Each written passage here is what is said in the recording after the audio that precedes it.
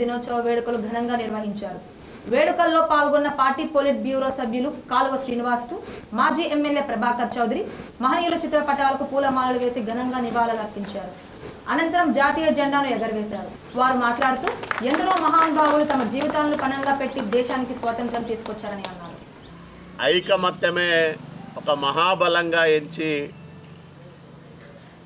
మహాత్ముడి ఆధ్వర్యంలో సాగిన అహింసాయుత స్వాతంత్ర సంగ్రామాన్ని తలుచుకుంటూ కరోనా మహమ్మారిపై యుద్ధం సాగిస్తున్న ఫ్రంట్ లైన్ వారియర్స్ ఎవరైతే ఉన్నారో, వైద్యులు కానీ, వైద్య సిబ్బంది కానీ, పోలీసులు కానీ, పారిశుద్ధ కార్మికులు కానీ, పాత్రికేయులు కానీ, వీళ్ళతో పాటు అనేక మంది సామాజిక సేవా తత్పరత ఉన్నవాళ్ళు, సాటి మనిషిని ఆదుకోవాలనే తపన తాపత్రయం ఉన్న మానవతావాదులు ఎందరో ఈరోజు వాళ్ళ సేవలను అందిస్తూ ఉన్నారు.